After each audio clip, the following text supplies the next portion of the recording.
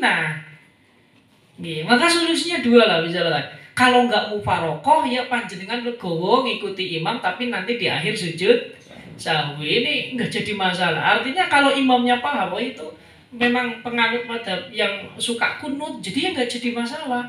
Nggak lalu imam yang glorek makmum jadi turu haka teman. Ini enggak, ini sebenarnya sederhana sekali.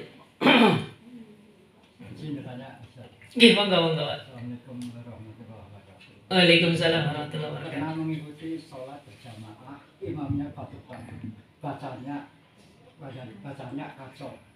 Setelah selesai sholat maghrib jika selesai, itu ada jamaah ada yang sholat sendiri. Nah, tapi saya mengikuti yang ikut jamaah lagi, ikuti yang orang yang ikut jamaah, ikut sholat lagi tapi jamaah. Apakah itu termasuk itu? Itu memang bagian daripada ikhtiyat ya. Memang sebenarnya kalau batuk-batuk bacaannya kacau, Fatihahnya berantakan, ini ya bagus tadi mengulang sholat sebenarnya. Cuma kalau bisa ya ngulang sholat aja nih kono, perasaan juga. Ya imamnya langsung pulang. Imamnya langsung pulang. Itu nggak jadi masalah. Ini sebagaimana dilakukan oleh beberapa orang yang punya prinsip bahwasanya sholat Jumat ini memang jamaahnya harus 41 misalnya. Kan ada 40 atau 41 beserta dengan imam atau 40 beserta dengan imam. Di dalam mazhab kita kan ada dua itu. Ini yang muktamad, meskipun sebenarnya di dalam mazhab Syafi'i pun ada yang mengatakan 3. Ini kalau dibajuri kan ada 13 pendapat di dalam mazhab Syafi'i itu sendiri. Nah, kemudian ada sebagian orang yang ketika sholat Jumat kok jamaahnya kurang dari 40, mereka membuat kloter kedua sholat duhur. Tidak sholat Jumat lagi. Ya sholat duhur jamaah sebagai mimbabil ikhtiyat. Ini ada di beberapa wilayah, ini ada di daerah perkampungan masih ada yang semacam ini. Itu juga sebenarnya nggak jadi masalah. Cuma tadilah ya. Kalau bisa, kalau hal-hal yang sifatnya semacam ini kan apa ya, biar tidak menyinggung sekali itu ya, kalau bisa itu ya dilakukan secara tertutup. Ya, sebab biar bagaimanapun kalau Fatihahnya berantakan, karena memang ini rukun, ini kan berpotensi untuk membatalkan sholat nih. Ya berantakan dalam artian itu, ya bacaannya seorang genah lah. Misalkan alhamdulillah, bacanya alhamdulillahi. Misalnya alhamdulillah jadi alkam. Tapi kalau bacanya masih geratal-geratal, saya kira itu masih mending lah. Alhamdulillahi Rabbil alamin. Nah itu sih mending lah, isi katon bacaannya. Tapi ya kalau sudah hak diganti dengan ka, lah ini yang sudah fahisyah sekali menurut saya. Itu semacam ini. Makanya kan kalau di dalam sholat jamaah ini nanti kan yang jadi imam ahakun nasibil imamati itu yang pertama jelas imam dia, kepala negara. Kalau dia memang faqih. Kalau enggak baru al-abqah yang ahli fikih. Kalau enggak baru al-aqra yang ahli di dalam bacaan Qur'annya, para hafidh-hafidhah misalkan. Kalau nggak ada kayak gitu, bacaannya elek kabeh, al-aurok, dicari yang paling warok. Di antara Pak Sahuri, anak Pak Eka, karo Pak Idet sing paling warok siapa ya, sing ora seneng dunia banget. Pak Idet ya. Pak Sahuri setelah diteliti, wah Pak Sahuri ngerokok ya, perkara makruh orang warok misalkan. Nah, ini orang ya, karena ternyata sama-sama ya ora warone ya misalkan, ora pada warone, ora pada apa. Di dalam fikih itu unik ini. Yang ahakun nasibil imamah. Tadi pertama imam, afqah, akro, auro. Kalau nggak ada yang auro, sing bojone loro. Wis sing ora waro. Kalau nggak ada yang paling waro, dicari. Kalau nggak ada yang paling waro, dicari sing paling apik raine ndi. Nih fikih ada ini. Kalau enggak, sing klambine paling apik. Nih orang klambine paling apik, sing sarunge paling apik. Ini terkadang luar biasa memang. Artinya kan berarti sholat jamaah itu ya memang idealnya itu yus imamnya apik, wacaane makmumnya apik. Nek ora ono yo imamnya sing ahli fikih, makmumnya sing yo iso. Kalau nggak ada yang imamnya itu ahli qiraat, bacaannya apik, makmumnya biasa-biasa saja. Sampai kemudian di dalam fikih dirumuskan kalau nggak ada yang ahli fikih, bacaannya gratal-gratal kabeh, digoleti mau yang paling wirai itu siapa? Sing ora ngerokok. Paling wirai itu siapa? Kapan bandingannya siji seneng rokok, siji ora. Wacaannya misalnya pada rapik misalkan. Kalau wacaannya sama-sama baik ya diunapakan yang nggak rokok. Nah ini kan artinya yang dipahami ini bahwasanya fikih ketika menentukan standar imam ini kan tidak mesti pokoknya kudu ahli qiraat, kan enggak. Ada pilihan-pilihan. Sampai pada yang terakhir ini golek kambine yang paling bersih, kan lucu. Ini artinya sholat jamaah ini tetap bisa dilaksanakan meskipun antara imam dan makmum bacaannya berantakan semuanya. Ini tetap. Nah, ini luar biasa memang dalam fikih kita itu. Ya ngoten Pak nggih. Tanya lagi Tat, apa rokok ini termasuk hal orang yang tidak wirai?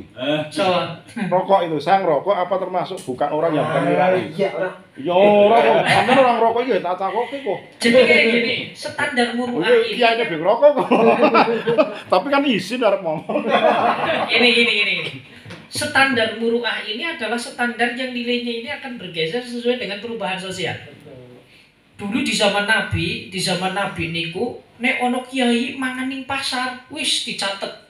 Ora wirai, hadisnya ditolak. Ini kalau dalam ilmu jarh wa ta'dil. Kalau dulu di zaman Nabi kok ono ulama orang go peci. Ini hadisnya langsung mardut itu. Kenapa enggak wirai? Tetapi kan bahwasanya tataran etika ini kan akan mengikuti sosial yang ada kan. Lah, ini pergeseran nilai ini. Ya terkait tentang rokok niku kan nek arep melu fatwane Salafiyah haram, fatwane Muhammadiyah ya. Sing penek-enek fatwane NU kan ono telu. Neng rokok duite kudu duit dewek haram. Neng rokok bisa membahayakan kesehatan haram. Neng rokok ya tuku dewek duite dewek ya. Makanya kan majelis Bahasul Masail NU ya makruh. Enggak sampai haram. Tapi karena memang dalilnya memang sifatnya tidak qot'i, itu yang menjadikan orang itu berbeda persepsi. Kemudian pertanyaannya apakah ini bisa merusak muru'ah? Nah ini kan karena pergeseran nilai daripada muru'ah ini kan sudah berubah dari zaman Nabi, dari sampai zaman sekarang. Ini selalu mengalami perubahan-perubahan terus. Etika itu kan bagian daripada apa ya? Fenomena sosial. Nah, jadi kehidupan sosial, kemudian etika ini nanti di tengah kan akan muncul. Contoh standar sopan saja kan berbeda kan? Kalau orang Jawa sopan itu kan ketika nggih. Oh, tapi itu kan tidak berlaku kalau di Jakarta misalkan. Orang Jakarta bilang lo gue siapa lagi? Lu mau kemana? Ini kan sudah biasa kan? Tapi kalau itu dipakai orang Jawa kan bocah jadi ngomongin jabloknya luar biasa. Ini artinya bahwa saya itu punya standar yang berbeda-beda. Jadi aman Pak Sahur, riwayatnya tetap diterima panjenengan. Alhamdulillah. Senajan yang orang rokok. Enggak, saya kan istilahnya sebagai badal mereka-mereka yang ngerokok loh. Sebagai badal yang ngerepek. Diwakili lah ya. Ya, Pak. Jarang ngerokok ketemu kabeh.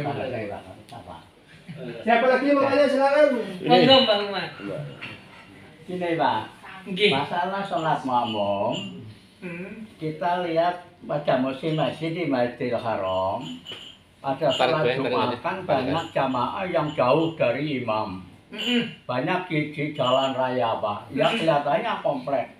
Untuk akses melihat imam, walaupun banyak pintu Masjidil Haram itu tidak mungkin. Tapi kalau akses mendengar mungkin Pak. Nah ini statusnya yang jauh-jauh ini kan lebih dari 100 meter Pak.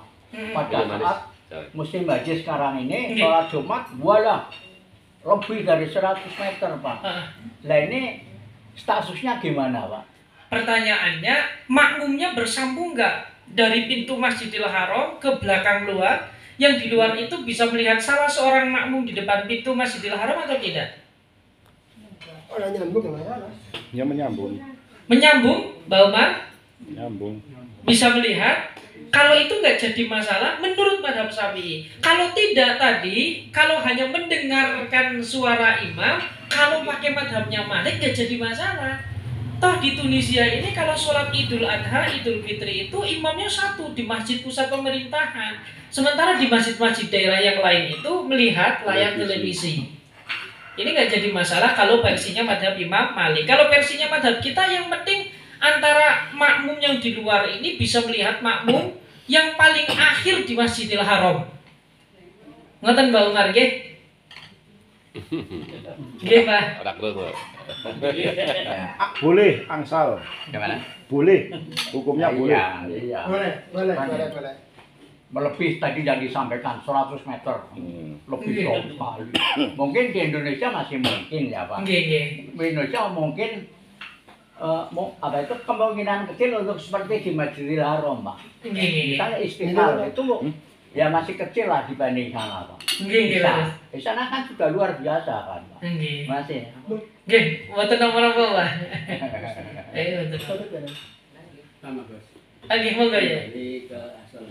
Juga ya Pak.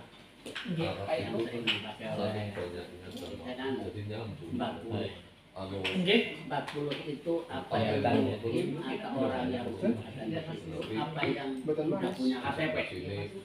Ah, nggih. Sebenarnya syarat yang masih menjadi pro kontra itu ini sebenarnya untuk menentukan status daripada mustautinin. Kan syaratnya kita 40 itu kan mustautinin, bukan hanya mukimin saja. Kalau mukim kan berarti orang yang hanya numpang tinggal, tapi harus mustautin, orang yang memang benar-benar berdomisili. Nah itu repotnya sebenarnya di sini. Meskipun tadi dengan adanya variatif pandangan di dalam mazhab kita, ini mazhab kita panjenengan kalau buka kitab Khasiyah al-Bajuri itu kan di situ disampaikan ada sekitar 13 pandangan terkait tentang syarat sahnya sholat Jumat, di antaranya adalah makmum itu tadi. Nah, makanya tadi minimal itu ya 3 saya kira, 3, 5, 7, 11, 13, 26 lah itu rupa saya. Ya meskipun yang muktamad ini 40, artinya yang tadi kalau memakai pandangan yang muktamad ini ternyata sulit, kita bisa mengambil pandangan yang lain. Saya kira itu akan jauh lebih bijaksana. Ini kan yang namanya orang ini kan fikih itu kan solusi. Kalau ada solusi di dalam mazhab sendiri ya digunakan. Kalau memang di dalam mazhab sudah tidak memungkinkan, maka kita bisa memakai mazhab yang lain. Jadi ini mustautinin ya yang mendengarkan khutbah, munsyid lagi. Munsyid itu ngeriwakna khutbah ini bener-bener orang ngantuk. Padahal kan 90%. Kadang-kadang lagi khutbah niku jeneng makmumnya kayak husu-husu banget. Nah, ini sebenarnya makanya menurut Imam Ibnu Hajar sama Imam Romli itu kan beda pandangan. Dari semua jamaah sholat Jumat ini harus mendengarkan bil fi'li atau bil kuah. Bil fi'li itu memang benar-benar khotib krungu. Kalau bil kuah itu kalau misalkan tidak ada udur maka dia mendengar. Kalau ada udur enggak gitu. Misalkan Jokowi ini mburi berisik orang bocah cilik orang krungu khotib, maka itu namanya bil kuah. Ini kan perbedaan antara Imam Hajar sama Romli itu sendiri. Ya makanya yang penting tadi lah ini kalau misalkan di dalam mazhab itu memang untuk jamaah sholat Jumat itu memang kalau kita pakai idealisme fikih yang benar-benar semacam itu repot sekali karena harus mustautin loh, bukan hanya mukim saja tetapi harus mustautin. Ini syarat daripada in'iqadul Jumatnya. Nah, bedanya kan kalau mukimin itu wajib sholat tetapi dia bukan termasuk pelengkap daripada bilangan 40, nggih. Nah, ini bedanya di situ. Tapi kalau mustautin ya wajib Jumat sekaligus menjadi penyempurna bilangan 40. Kalau musafir orang wajib sholat Jumat dan juga tidak termasuk orang yang menyempurnakan bilangan 40. Ini luasnya fikih itu sebenarnya di situ. Ngaten ya. Ya bahasa jenengan mustautin itu yang ber-KTP itu lah. Domisili. Bocah cilik kan ora KTP sih. Monggo Pak. Belum ya. Nggih, monggo. Mungkin terakhir. Duh, masih banyak santai. Kunut ya. Nggih, monggo. Sholat subuh katakanlah shopnya ada 30. Ada 3 lah, ada shop ada 3 lah, 3 shop. Akan 3 shop saja lah. 30 ya. Imam kunut terus jamaah makmum yang kunutnya 5, berarti kan 6 dengan imam. Daripada sing kunut ke gundul baik ada 2 kloter gimana ini dari fakih.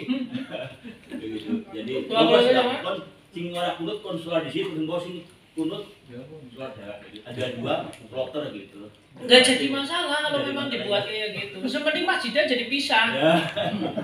Itu. Dan yang kedua syaratnya tidak boleh ada 2 jamaah dalam satu tempat. Yang penting itu. Maksudnya satu selesaikan dulu. Iya, maksudnya. Itu nggak jadi masalah. Cuma kebangetan. Kenapa sih nggak bisa menyatu? Ini kebangetan nih kita berarti. Yo, mau perbandingan 6 karo sing lebih ngatur sapa sing ora kudu kudu nemtok karo imame lho. Heeh. Daripada mamen grundel bae kowe sih ya. Terima kasih. Janjane nek Penting rampung nggih. nek makmume bijaksana ya diwarai mamu. Ya, ini. Jenengan nek ora kunut gampang jenengan mufarokoh nggih ben boten batal. Jenengan mufarokoh terus ruku di siti njlontor. Mengko ora apa-apa jenengan salam di siti. Diwarai kados mekaten. Nek legowo apa oli ora apa-apa iku. Tetep persatuan tetep terjaga. Nek ora ya panjenengan ngenteni ora apa-apa. Tapi nyatane ora kok gelem bareng terus ora satu terus nggih. Oke nggih, jadi ya wis kayak 2 kloter saja lah. Monggo lah kersane panjenengan itu. Yang penting itu yang penting tadi lah kalau dalam Selesaikan dulu ya. Iya, tidak boleh ada 2 jamaah dalam satu masjid itu saja. Yang penting satu selesai, kalau satu sudah salam baru yang kedua itu dimulai lagi. Ini jadi nggak jadi masalah secara fikih.